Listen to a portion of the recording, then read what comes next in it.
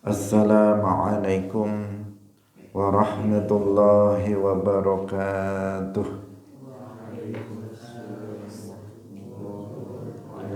Alhamdulillahi rabbil alamin.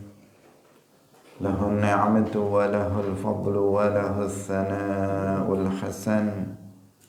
Wassalawatullahil barrir rahim wal malaikatil muqarrabin ala sayyidina wa maulana Muhammadin wa ala alihi wa ashabihi at-tayyibin at-tahirin. Allahumma la sahla illa ma ja'altahu sahla wa anta taj'alul hazna idza syi'ta sahla. Allahumma arzuqna al-ikhlasa fi an-niyyati wal qawli wal amal wa ba'du.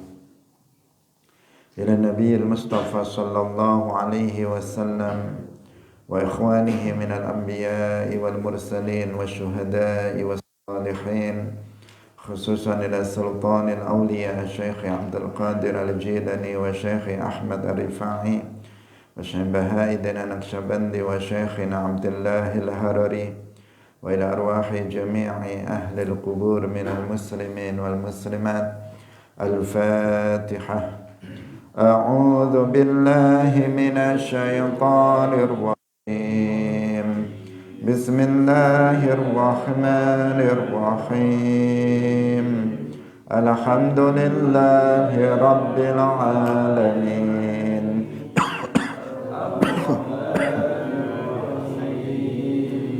مالك يوم الدين.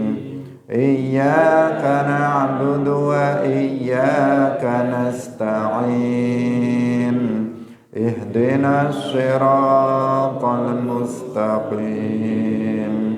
صراط الذين أنعمت عليهم غير المغضوب عليهم ولا الضالين. آمين. Hadirin hadirat rahimakumullah, pemirsa Maru TV yang dirahmati oleh Allah. Alhamdulillah, kita bersyukur kepada Allah Subhanahu wa taala pada pagi hari ini. Allah Subhanahu wa taala melimpahkan nikmat-nikmatnya kepada kita semuanya, sehingga pada pagi hari ini kita kembali bisa bersama-sama dalam majelis Ilmuddin, majelis yang menjadi salah satu taman dari taman-taman surga. Semoga Allah Subhanahu wa taala mengumpulkan kita semuanya di dalam surganya kelak fi yaumil qiyamah. Amin ya rabbal alamin. Salawat dan salam semoga tetap terlimpahkan kepada Nabi Agung Nabi Muhammad sallallahu alaihi wasallam, para sahabatnya, keluarganya, serta seluruh umat Islam yang mengikuti beliau ila yaumil qiyamah. Kita ikhlaskan niat kita masing-masing, kita ngaji lillahi ta'ala. Mari kita baca terlebih dahulu surah Al-Alaq. A'udzu billahi minasy syaithanir rajim. Bismillahirrahmanirrahim. Iqra' bismi rabbikal ladzi khalaq. Khalaqal insana min 'alaq. Iqra' wa rabbukal akram. Alladzi 'allama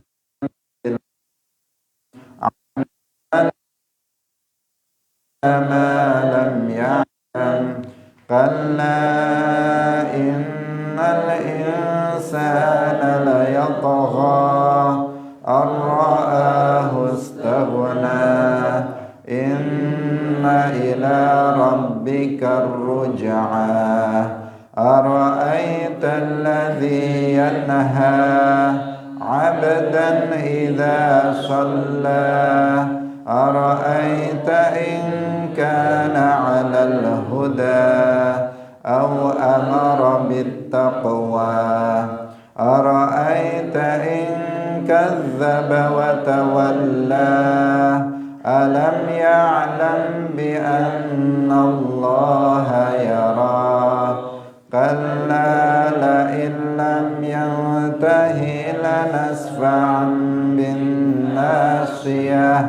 nasiyatin kadhibatin khati'ah falyad'u nadiyah sanad'u zabaniyah kalla la tuti'hu wasjud waqtarib. Hadirin rahimakumullah, kita sampai pada ayat yang ke-15 dari suratul Alaq. Kalla la illam yantahi lanasfa'an bin nasiyah. Kalla rad'un li Abi Jahal. Larangan atau teguran li Abi Jahal maring Abu Jahal. Waman lan wong fi tabaqatihi kang ana ing dalem derajate Abu Jahal. Annahyi ibadillahi, larangan saking ngelarang pira-pira kawulane Allah, an ibadatillahi ta'ala, saking ngibadah maring Allah ta'ala. La illam yantahi, lamun ora nglereni sapa Abu Jahal an takdzibi Muhammadin, saking gorohaken Kanjeng Nabi Muhammad, wa syatmihi, lan nyaci Sayyidina Muhammad, wa idzaihi, lan nglarani Kanjeng Nabi Muhammad, lanasfa'am bin nasiyah, ay lanajurranna, tegese yakti bener-bener narik sapa kita binasiyatihi, kelawan ubun-ubune Abu Jahal, ilan nari, maring neraka. Wan nasiyatu, lan utawi an-nasiyah iku muqaddamur ra'si, bagian ngarep sirah. Nasiyatin kadhibatin khati'ah, nasiyatin rupane ubun-ubun, kadhibatin kang goroh, khati'atin kang lakoni kesalahan. Wasofa nyifati sapa Allah an-nasiyata ing nasiyah majazan, krana dadi majaz, bi annaha, kelawan sak temene nasiyah iku kadzibatun kang goroh, wa khati'atun lan kang gawe kesalahan. Wal muradu lan utai kang den karepaken iku sahibuha, wong kang duweni nasiyah, ay sahibun nasiyah. Hadirin rahimakumullah, kita melanjutkan penafsiran dari suratul Alaq. Yang kemarin telah kita jelaskan bahwa ayat ini, suratul Alaq, dan ayat-ayat bagian akhir dari suratul Alaq itu membicarakan tentang Abu Jahal. Tentu sebagai pelajaran bagi orang yang berperilaku seperti Abu Jahal, bahwa Abu Jahal itu bukan hanya kafir, tetapi juga melarang orang lain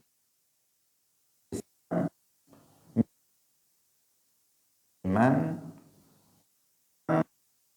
untuk beribadah kepada Allah. Dia bukan hanya kafir dirinya sendiri, kafir kemudian dia, tetapi dia ngerecoki dakwah Islam, dia melarang orang lain masuk Islam, bahkan caci Rasul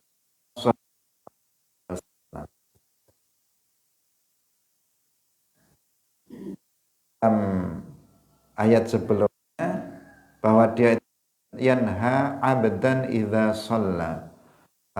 Larang Rasulullah Shallallahu Alaihi Wasallam untuk sholat di masjid. Maka azab dia nanti di akhirat itu akan berlipat ganda. Itu akan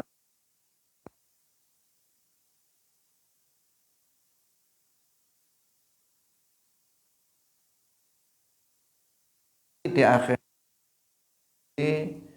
huni neraka saja. Dengan hanya seseorang itu kafir, dia mati sebagai seorang kafir, maka dia letaknya sudah berada di posisi yang bawah neraka, di mana kalau umat dosa besar yang nggak diampuni Allah, maka nggak sampai ke situ. Itu dasar neraka jahanam itu hanya dikhususkan untuk yang sekedar orang mati sebagai orang kafir berada di dasar. Apabila kemudian melakukan perbuatan-perbuatan lain seperti menghalangi orang lain masuk Islam, melarang orang lain untuk beriman, melarang orang untuk sholat dan seterusnya, maka azabnya akan dilipat gandakan. Azabnya akan semakin berat bagi orang tersebut. Itu yang kita telah bahas dalam pertemuan sebelumnya. Kemudian kalla la illam yantahi lanasfa'an bin nasiyah. Ini adalah rad'un di Abi Jahal, artinya larangan, peringatan terhadap Abu Jahal dan orang-orang yang seperti Abu Jahal, yaitu melarang hamba-hamba Allah dalam beribadah kepada Allah Subhanahu wa ta'ala. Kalau ada orang seperti Abu Jahal, dia kafir dan melarang orang lain beribadah kepada Allah, maka lanasfa'an bin nasiyah. Lanasfa'an bin nasiyah, dia akan ditarik ubun-ubunnya ke dalam neraka.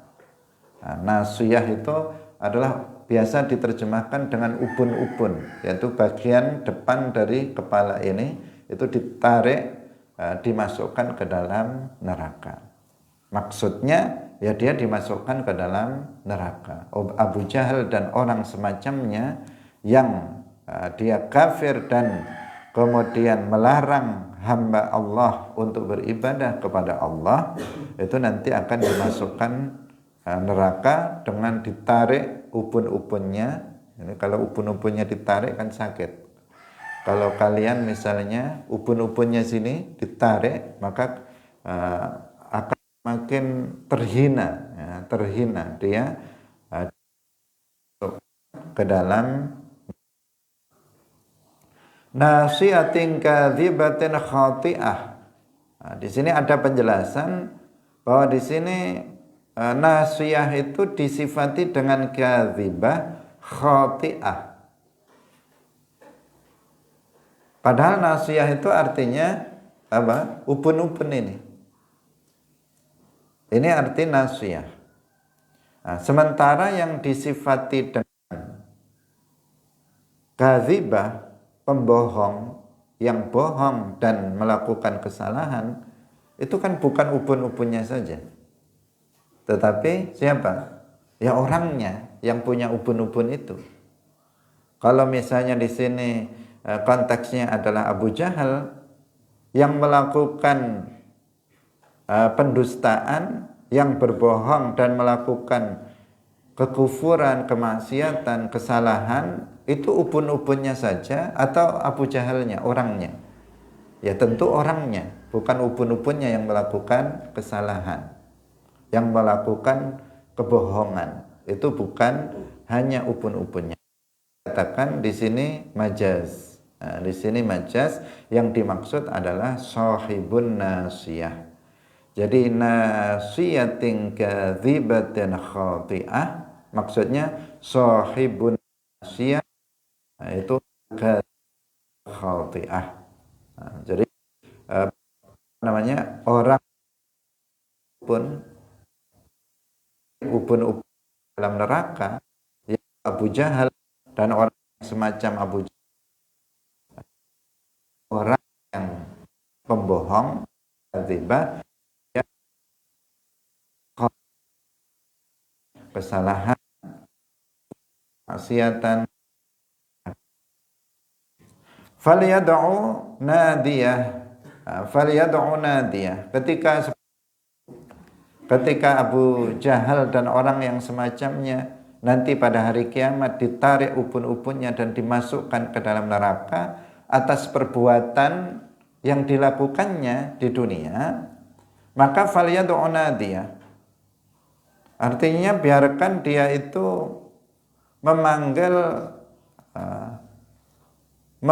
teman-temannya, memanggil orang kampung, orang kampungnya, memanggil teman-temannya yang sekampung untuk bisa menolong dia, falyastansirhum, agar dia meminta tolong kepada mereka. Biarkan dia, Abu Jahal atau orang semacam itu, ketika ditarik ke neraka ubun-ubunnya, silahkan saja dia untuk memanggil teman-temannya. Tetapi kan ini di akhir, sekeras apapun dia memanggil teman-temannya juga masuk neraka. Teman-teman yang sama-sama kafir, ya tentu dia juga masuk ke dalam neraka. Kalau dia bilang tolong saya teman-teman misalnya, apa bisa? Ngomongnya bisa, tetapi pertolongan tidak akan pernah ada. Pertolongan tidak akan pernah ada. Kalau di dunia seseorang misalnya dia akan celaka, dia bisa teriak-teriak kepada kepada temannya. Misalnya ada seseorang dihajar oleh orang lain, namanya ubun-ubunnya ditarik oleh temannya di dunia. Dia masih bilang pada teman-temannya agar membantu dia dan melepaskan dia, masih bisa. Itu kalau di dunia. Tapi ini kan pada hari kiamat. Yang menarik malaikat. Sekeras apapun dia mengatakan tolong kepada temannya, nggak akan berfaedah bagi, tetap bahkan sanad'uz zabaniyah. Nah, ketika itu akan dipanggilkan para malaikat zabaniyah. Malaikat subhanahu wa ta'ala untuk mengazab orang kafir, malaikat az-zabaniyah. Jadi dia memanggil teman-temannya dan gak akan dengar temannya, kalaupun dengar juga gak akan datang untuk menolongnya karena nasibnya sama. Kalau sama-sama kafir, nasibnya sama-sama akan diazab di dalam neraka. Dan Allah Subhanahu wa ta'ala sudah menugaskan para malaikat az-zabaniyah, para malaikat juru siksa di dalam neraka.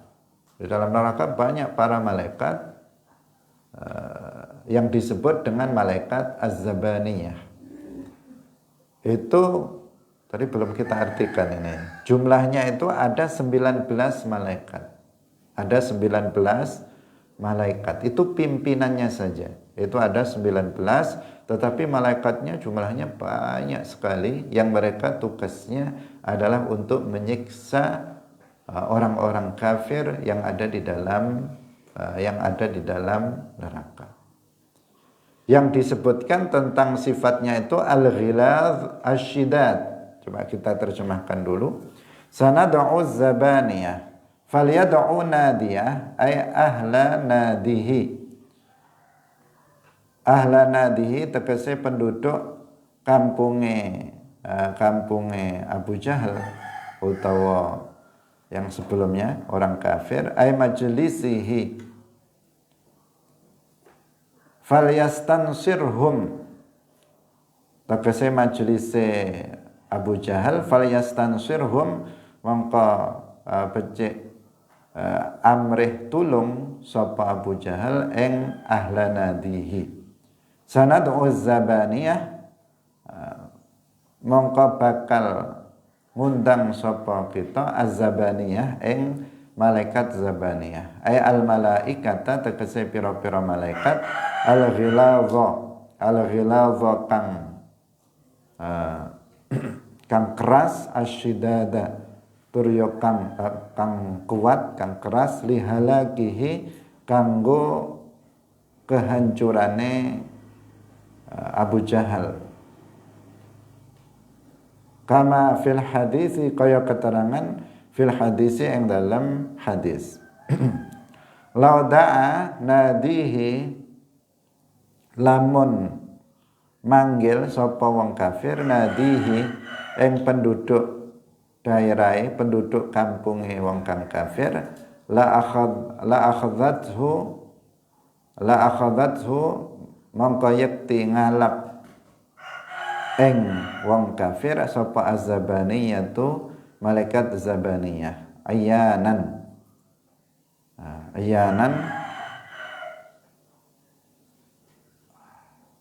artinya secara langsung. Wazabaniyatu, lan utawi malaikat zabaniyah, hum ya zabaniyah iku 19 ana 19 apane malaikate. Ru'asaul malaikah, pira-pira pemimpine malaikat, alladzina kang yu'adzibuna, kang padha nyiksa sapa alladzina al-kafira ing wong kang kafir, fi jahannama ing dalam neraka jahannam. Tadi sudah kita sampaikan, ketika Abu Jahal atau orang kafir secara umum yang seperti Abu Jahal itu ditarik, dimasukkan ke dalam neraka, dipersilahkan dia untuk berteriak minta tolong kepada teman-temannya, berteriak minta tolong kepada orang-orang yang menjadi golongannya, agar dia minta tolong kepada mereka. Tetapi Allah Subhanahu wa ta'ala menugaskan para malaikat az-zabaniyah untuk menyiksa orang yang kafir ini. Sehingga tidak bisa lepas sama sekali. Nggak ada yang akan bisa menolong dia ketika dia berada di dalam neraka. Karena neraka ini azabnya sangat berat. Itu yang pertama. Kemudian orang kafir di dalam neraka itu tidak akan pernah keluar dari neraka selamanya, dan tidak akan bisa pernah keluar. Mereka sebenarnya ya pingin keluar, ya, jelas itu kalau pingin keluar itu pasti mereka itu pengen keluar, tetapi mereka tidak bisa untuk keluar dari neraka, karena memang neraka itu tempat azab. Siapapun pasti pengen untuk keluar dari tempat yang tidak menyenangkan. Perbandingannya seperti kita. Kalau kita berada di tempat yang tidak nyaman, yang tidak menyenangkan, pasti kita pengen segera keluar. Tetapi kalau di dunia ini kita pengen keluar, itu masih bisa. Misalnya seseorang nggak kerasan mondok, misalnya nggak kerasan mondok, nggak nyaman mondok, pengen keluar, ya keluar saja bisa. Nggak akan dicegah, nggak akan dilarang dia untuk keluar. Paling diberi nasihat saja, tetapi semuanya terserah kepada dia dan kedua orang tuanya. Akhirnya dia lepas dari tempat yang menurut dia tidak nyaman. Kalau seseorang berada di penjara misalnya, di dunia penjara, maka dia bisa berusaha untuk keluar. Kalau dia banyak duit, kalau di Indonesia sebagian bisa petugas lapasnya itu disogok, dia bisa keluar. Itu dulu. Sekarang mungkin sebagian juga masih ada yang bisa disogok kemudian dia bisa keluar untuk istirahat sebentar. Itu kalau di penjara di dunia. Istirahat dari ketidaknyamanan di dalam penjara. Padahal di penjara juga tidak disiksa, tetapi nggak nyaman dia, tapi dia masih bisa keluar. Kalau dia minta tolong misalnya, dia sakit misalnya, masih bisa ditoleransi dan dibawa keluar, diobatkan dan seterusnya. Itu di dalam penjara di dunia. Tetapi kalau di di dalam neraka, di akhirat nanti, itu tidak. Mereka ingin keluar dari neraka, tetapi mereka tidak bisa keluar dari neraka. Wa ma hum bi kharijina minan nar. Tidaklah mereka itu bisa keluar dari neraka. Pingin sekali keluar, tetapi nggak bisa keluar dari neraka. Itu orang-orang kafir. Karena mereka diabadikan di dalam neraka. Kemudian mereka juga tidak akan diringankan azabnya sama sekali. Sama sekali tidak ada orang kafir yang diringankan azabnya. Termasuk siapa? Termasuk Abu Lahab. Itu juga tidak diringankan azabnya. Karena nasnya di dalam Al-Quran sangat banyak yang mengatakan la yukhaffafu anhumun nar, la yukhaffafu anhumul azab. Jadi orang kafir itu tidak diringankan azabnya di dalam neraka. Termasuk Abu Lahab, paman Nabi, itu juga tidak akan pernah diringankan azabnya. Karena bahwa Abu Lahab itu kafir dan masuk ke dalam neraka, itu sudah ada nasnya di dalam Al-Quran, yaitu dalam surat Al-Lahab. Abu Lahab dan istrinya itu nanti akan masuk ke dalam neraka dan tidak akan pernah keluar dari neraka dan tidak akan pernah diringankan dari azab neraka. Berdasarkan nas-nas Al-Quran.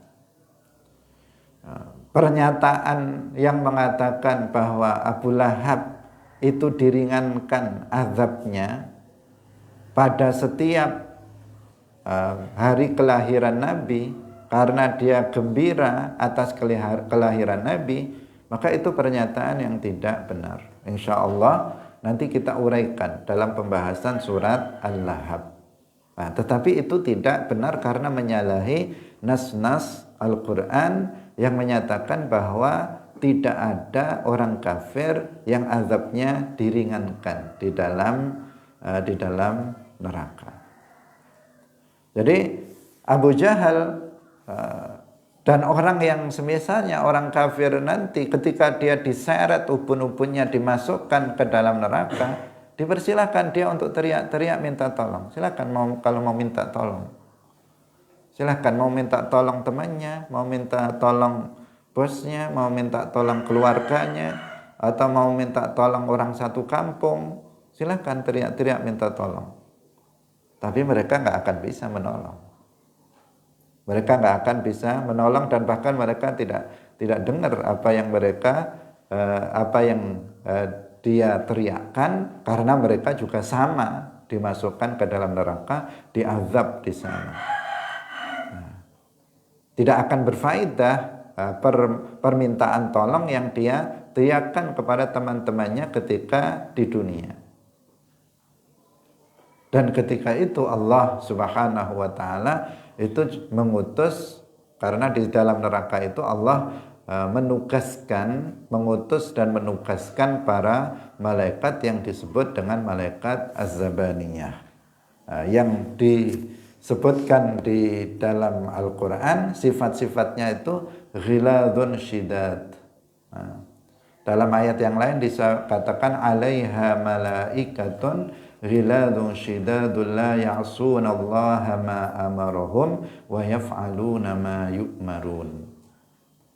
Jadi malaikat ini adalah malaikat yang keras, kuat, malaikat yang tidak pernah dia bermaksiat kepada Allah Subhanahu wa taala dan senantiasa menjalankan apapun yang diperintahkan oleh Allah Subhanahu wa taala kepada mereka.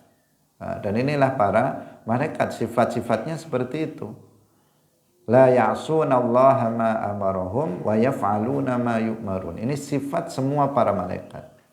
Bahwa mereka tidak pernah bermaksiat, bahwa mereka itu tidak pernah tidak menjalankan perintah Allah Subhanahu wa taala. Pasti mereka menjalankan apa yang diperintahkan oleh Allah Subhanahu wa taala, termasuk malaikat Az-Zabaniyah ini. Jadi malaikat azab itu tidak seperti malaikat rahmah, tidak seperti malaikat lainnya. Malaikat ini namanya juga tugasnya saja untuk mengazab. Tentu malaikat ini dari sisi bentuknya saja itu sudah sangat menakutkan, karena tugas mereka itu adalah mengazab. Bahkan dikatakan malaikat penjaga neraka, disebutkan dalam kisah Isra Mi'raj, ketika Nabi bertemu dengan malaikat Malik, dia tidak tersenyum. Sehingga Nabi bertanya kepada Jibril, kenapa dia tidak tersenyum? Yang lainnya tersenyum, dia enggak tersenyum. Malaikat Jibril menjelaskan, dia sejak diciptakan memang enggak pernah tersenyum. Seandainya dia tersenyum, pasti tersenyum kepadamu. Jadi sejak diciptakan itu sudah menakutkan. Orang kalau enggak senyum itu kan menakutkan. Beda dengan kita, kalau orang ketemu orang kemudian orang itu tersenyum, kan kita senang. Kita senang, hati kita mungkin dingin, tenang. Kalau ketemu dengan orang misalnya yang suka senyum-senyum, tapi bukan senyum sendiri. Dia ketemu kita, dia tersenyum baik, menunjukkan dia senang, kita pun menjadi senang. Nah, makanya tersenyum kepada orang lain dengan niat lillahi ta'ala itu berpahala. Karena apa? Idkhalus surur, akan memasukkan rasa senang kepada orang lain. Kamu senang nggak kalau ketemu orang kemudian orang itu senyum kepada kamu? Tentu kamu akan senang, karena kamu merasa orang itu baik kepada kita. Sebaliknya kalau kita ketemu orang kemudian orang itu bersengut misalnya, wajahnya masam, maka kita pun menjadi tidak enak. Jangan-jangan dia marah sama saya, jangan-jangan dia nggak suka sama saya dan sebagainya. Nah, kalau kita ketemu dengan orang yang senyum kepada kita, maka kita menjadi senang juga. Nah, itu. Nah, malaikat Malik ini nggak pernah tersenyum sama sekali, karena memang tugasnya mengazab orang-orang kafir di dalam neraka. Ketemu Nabi pun dia tidak tersenyum, karena memang dia diciptakan seperti itu. Diciptakan nggak tersenyum sebagai penjaga neraka. Az-Zabaniyah ini para pemimpin malaikat azab yang juga ada di dalam neraka. Itu juga malaikat yang ghilazun syidad, yaitu malaikat yang keras, malaikat yang kuat, yang mereka menakutkan bagi orang-orang kafir, karena mereka ditugaskan oleh Allah Subhanahu wa taala untuk menyiksa mereka. Dan mereka enggak ada kompromi itu. Karena apa? Tadi sifatnya la ya'sunallaha ma amarahum wa yaf'aluna ma yu'marun, enggak ada kompromi. Kalau misalnya seorang tukang siksa di dunia, al-ghuju misalnya di dunia ini, yang ditugaskan untuk menyiksa misalnya para penjahat atau para kriminal, itu bisa jadi dia masih ada rasa iba, atau bisa jadi ini tetangga saya ya. Misalnya yang berbuat jahat itu tetangganya, bisa jadi dia masih ada rasa kasihan meskipun dia seram juga. Biasanya kalau juru al-ghuju itu juga seram tampangnya, badannya besar, kuat, menyeramkan, biasanya juga seperti itu di dunia. Itu tapi kalau misalnya penjahatnya misalnya masih keluarganya atau masih tetangganya, bisa jadi ada rasa iba, dia kasihan kalau dia menyiksa dia.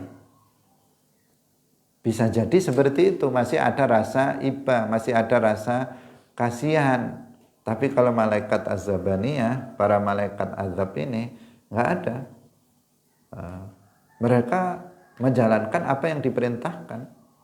Diperintahkan mengazab, ya mengazab. Tidak akan kemudian nggak usahlah, kasihan. Enggak. Mereka nggak pernah bermaksiat kepada Allah. Mereka nggak pernah melanggar apa yang telah diperintahkan oleh Allah Subhanahu wa taala kepada mereka. Diperintahkan untuk menyiksa mereka, orang-orang kafir, maka disiksa sebagaimana yang diperintahkan oleh Allah Subhanahu wa taala. Hadirin yang dirahmati oleh Allah Subhanahu wa taala. Kita lanjutkan, kalla la tuti'ahu wasjud waqtarib. Kalla ay laisal amru, ora ana utawi urusane iku alama ing atase barang alaihi kang iku ing atase ma sapa Abu Jahal. La tuti'ahu, aja naati sapa sira ing Abu Jahal fi tarkis sholati ing dalem ninggal salat. Wasjud lan sujuta ay sholli, tegese salata sapa sira lillahi krana Allah. Waqtarib lan mareka sapa sira ilaihi maring Allah bi taati kelawan taat. Hadirin rahimakumullah, ayat yang terakhir dari suratul Alaq. Kalla, artinya di situ laisal amru ala ma alaihi Abu Jahal. Biasa diartikan kalla itu sekali-kali tidak demikian. Artinya janganlah seperti Abu Jahal.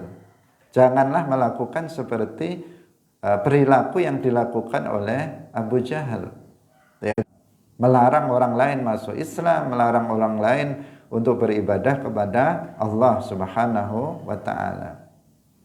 Kita jangan seperti Abu Jahal, jangan berperilaku seperti itu. La tuti'ahu, janganlah kamu mentaati dia, janganlah kamu patuh kepada Abu Jahal fitar kisolat, di dalam meninggalkan sholat. Jadi kita nggak boleh taat terhadap perintah yang berupa kemaksiatan. Jadi kalau ada seseorang memerintahkan kita melakukan kemaksiatan, maka kita tidak boleh mentaatinya. Dalam hadis disebutkan la ta'ata li makhluqin fi ma'siyatil khaliq.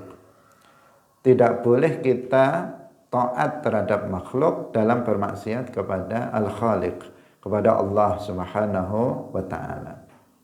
Kalau ada seseorang, meskipun dia itu orang yang selayaknya kita taati, karena dia misalnya orang tua kita, karena dia guru kita, karena dia adalah pemimpin kita.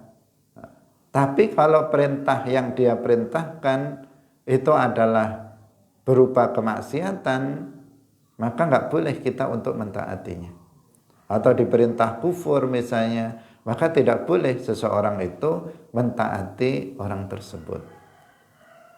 Misalnya ada seorang suami memerintahkan kepada istrinya untuk berbuat maksiat.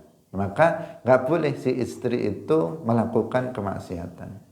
Misalnya suami itu kan semestinya ditaati oleh istri. Tapi kalau suami memerintahkan atau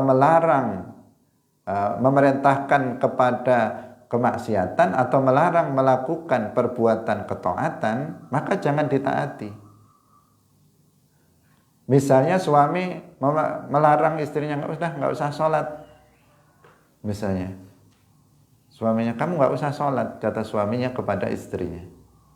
Maka nggak boleh si istri itu kemudian dengan alasan taat kepada suami dia nggak sholat.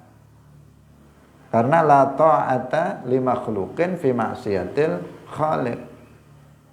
Atau misalnya ada orang tua, kemudian orang tuanya mengatakan kepada anaknya, nak, kamu curi uangnya bapak itu.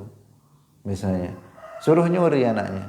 Maka boleh nggak si anak itu mentaatinya? Tidak boleh. Karena nggak ada ketaatan terhadap makhluk dalam bermaksiat kepada Al-Khaliq pencipta. Itu bukan kedurhakaan.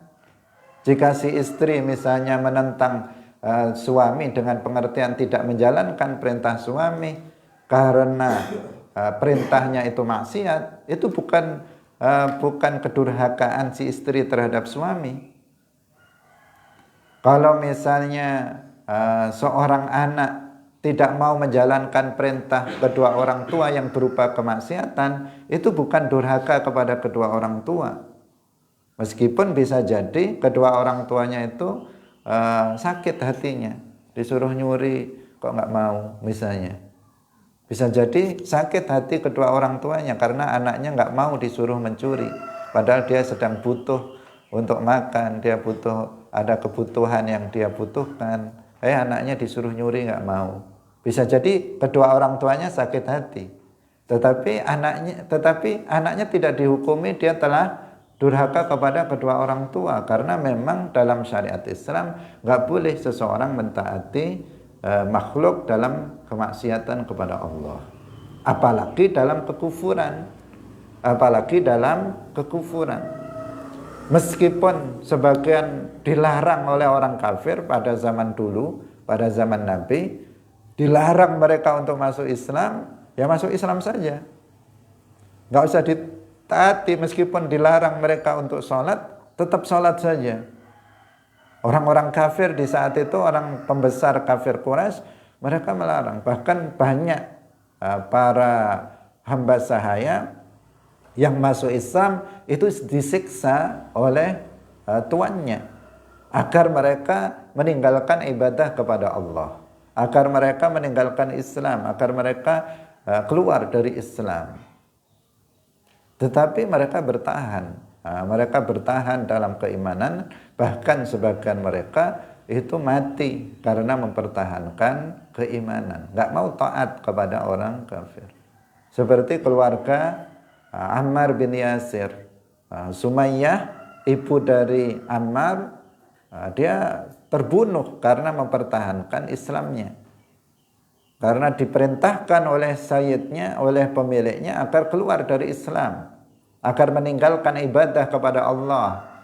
Tetapi dia tetap bertahan dan akhirnya dia menjadi awwalu syahidatin fil Islam. Perempuan pertama yang syahid dalam Islam itu Sumayyah, ibunya Ammar. Kemudian sahabat Yasir, ayahnya Ammar, suaminya Sumayyah, diancam juga, dilarang untuk beribadah kepada Allah, diperintah untuk keluar dari Islam, tetapi juga tidak mau. Dia tidak mau mentaati, taat kepada sayyidnya dalam bermaksiat, bahkan dalam kekufuran kepada Allah. Kalau itu perintahnya itu kebaikan, bukan sesuatu yang maksiat, seorang hamba saya kan dia harus taat. Seorang hamba saya, dia harus taat kepada sayyidnya, pada Tuhannya, kalau itu bukan maksiat. Karena dia adalah milik dari sayyid itu. Tapi kalau diperintah untuk meninggalkan Islam, meninggalkan sholat, diperintah untuk meninggalkan ibadah kepada Allah, maka nggak boleh dia mentaatinya. Dan mereka tidak taat. Ammar juga demikian, meskipun Ammar secara zahir ketika itu beliau memperlihatkan bahwa beliau mengucapkan kata-kata kufur, tapi hatinya dia tidak meninggalkan Islam, dia tetap dalam keimanan. Sehingga ketika ini diceritakan kepada Nabi, Nabi kemudian tidak mengkafirkan Ammar bin Yasir ini, bahkan beliau menyatakan apabila mereka mengulanginya lagi, maka dia boleh untuk mengulangi hal yang sama, yaitu mengucapkan kata kufur di lisannya karena dipaksa. Nah, ini dalam fi halatil ikrah, dalam kondisi dipaksa untuk melakukan atau mengucapkan kekufuran, diancam dengan dibunuh. Karena kan nyata, ibunya sudah mati, bapaknya sudah mati karena mempertahankan, karena nggak mau mengucapkan kata kufur. Ammar kalau melakukan hal yang sama akan dibunuh seperti bapak, seperti ibunya. Kemudian dia mengucapkan kata kufur di lisan dengan tetap menjaga keimanan. Ini tidak menjadi kufur, termasuk pengecualian dari kufur ucapan, bahwa yaitu ketika seseorang fi halatil ikrah, dalam kondisi seseorang itu dipaksa untuk dibunuh, dipaksa dengan dibunuh apabila dia tidak mengucapkan kata kufur, maka dia boleh mengucapkannya dengan ketentuan hatinya tetap dalam ridho dengan apa yang dia ucapkan, maka dia Islam. Itu. Jadi la tuti'hu, enggak boleh seseorang itu taat terhadap perintah meninggalkan salat atau perintah untuk melakukan kemaksiatan yang lain, siapapun itu yang memerintahkannya dari kalangan manusia ini. Meskipun yang merintah itu seorang guru, taat kepada seorang guru itu sesuatu yang dianjurkan, itu adab seorang murid kepada guru. Tapi kalau guru memerintahkan muridnya melakukan maksiat, maka nggak boleh dia mentaatinya, nggak boleh dia mentaatinya, dan tidak perlu takut seorang murid untuk menolak perintah guru jika itu berupa kemaksiatan. Karena ada juga oknum, namanya oknum. Oknum itu ya ada orang-orang yang berkedok sebagai seorang guru spiritual misalnya, bahkan dia mengaku sebagai wali, kemudian dia memanfaatkan ketaatan murid kepada seorang guru. Dari awal dia sudah mendoktrin muridnya agar taat kepada guru, biar ilmunya manfaat, biar ilmunya barokah. Ya itu memang benar dari sisi itu. Tetapi setelah muridnya itu setaat-taatnya tanpa ada penolakan sama sekali, kemudian dimanfaatkan agar si murid itu melakukan perbuatan maksiat oleh sang guru, dimanfaatkan oleh gurunya, sehingga terjadi hal-hal yang buruk, kemaksiatan yang terjadi oleh oknum-oknum para guru ini. Hadirin yang dirahmati oleh Allah Subhanahu wa taala. Kadang terjadi seperti yang banyak terjadi dalam berita-berita, ada juga dalam film Malaysia itu bid'ah itu. Kemudian ini kan oknum orang buruk, sebenarnya dia bukan seorang guru yang layak, bukan apalagi mursyid, tetapi dia memanfaatkan itu untuk kepentingan dia dalam kemaksiatan, sehingga banyak terjadi pelecehan seksual terhadap muridnya dan seterusnya. Itu karena muridnya mau menolak juga takut durhaka kepada gurunya, takut ilmunya nggak manfaat, takut ilmunya nggak barokah dan sebagainya. Akhirnya terjadilah hal yang buruk. Ini nggak boleh terjadi. Nggak boleh taat kepada makhluk dalam kemaksiatan kepada Allah, apalagi di dalam kekufuran kepada Allah Subhanahu wa taala. Tetap wasjud waqtarib, tetaplah kamu untuk sholat. Meskipun dilarang untuk sholat, tetaplah sholat. Meskipun dilarang untuk beriman, tetaplah beriman. Meskipun dilarang untuk tetaplah berbuat baik. Meskipun disuruh untuk bermaksiat, jangan bermaksiat. Itu. Waqtarib, dan mendekatkan dirilah kamu kepada Allah, yaitu dengan ketaatan. Jadi dekat di sini kepada Allah itu bukan dari sisi jarak. Karena seperti yang sering kita sampaikan, Allah Subhanahu wa taala itu ada tanpa tempat, ada tanpa arah. Sehingga ketika dikatakan dekat dengan Allah, itu bukan berarti dekat dari sisi jarak, jaraknya dekat, enggak. Seperti halnya saya dengan kalian ini dekat dari sisi jarak, enggak. Karena Allah ada tanpa tempat. Tetapi dekat dari sisi bahwa dia menjadi orang yang saleh indallah, yang memiliki derajat yang tinggi indallah. Jika seseorang ingin meraih derajat yang tinggi indallah, derajat yang tinggi menurut Allah Subhanahu wa taala, maka hendaknya dia tetap taat kepada Allah, dia tetap sholat, menjalankan sholat, dan melakukan ketaatan-ketaatan. Karena untuk mendekatkan diri kepada Allah dari segi bahwa agar derajat kita itu tinggi menurut Allah, itu caranya dengan melakukan ketaatan-ketaatan kepada Allah Subhanahu wa ta'ala. Terutama ketaatan yang hukumnya wajib, itu lebih cepat menghantarkan pada derajat yang tinggi indallah.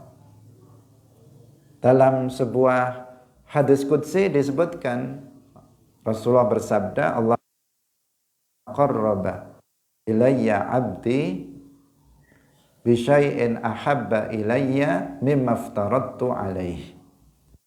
Tidaklah hambaku mendekatkan diri kepadaku. Mendekatkan diri tadi sama maknanya, yaitu dia ingin meraih derajat yang tinggi indallah dengan tidaklah dia mendekatkan diri dengan suatu amalan yang lebih aku cintai dari sesuatu yang telah aku fardukan. Artinya sesuatu yang wajib itu lebih cepat menghantarkan seseorang pada derajat yang tinggi indallah dari sesuatu amalan yang sunnah. Misalnya seseorang, dia hanya menjalankan yang wajib saja, semua yang wajib dijalankan, semua yang haram ditinggalkan, maka dia meraih derajat takwa. Dan itu derajat yang tinggi indallah. Dikatakan dia dekat kepada Allah dari sisi derajatnya. Tapi kalau ada seseorang misalnya, dia menjalankan yang wajib, yang sunnah juga dijalankan. Setiap hari 100 rakaat sholat sunnah dia jalankan. Setiap hari dia khatam Al-Quran. Kemudian dia puasa Senin Kemis, dia puasa sunnah dijalankan. Tapi dia bermaksiat juga kepada Allah. Dia kadang melakukan dosa besar.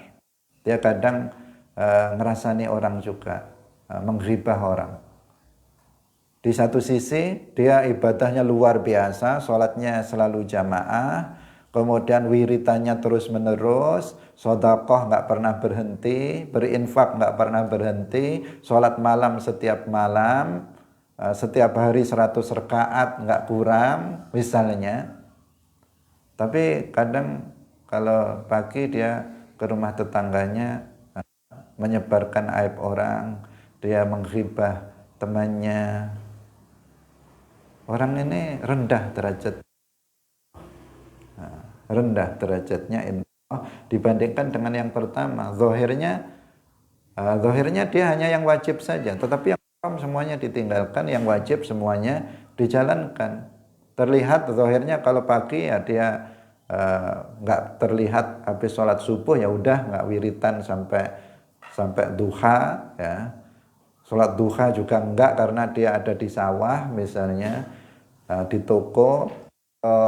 Sholat wajib zuhur juga sholat zuhur saja, enggak sholat sunnah karena buru-buru mau pekerjaan lagi. Tapi yang wajib dijalankan semua, yang haram ditinggalkan. Maka orang yang seperti ini dia derajatnya lebih tinggi dibandingkan dengan orang yang tadi.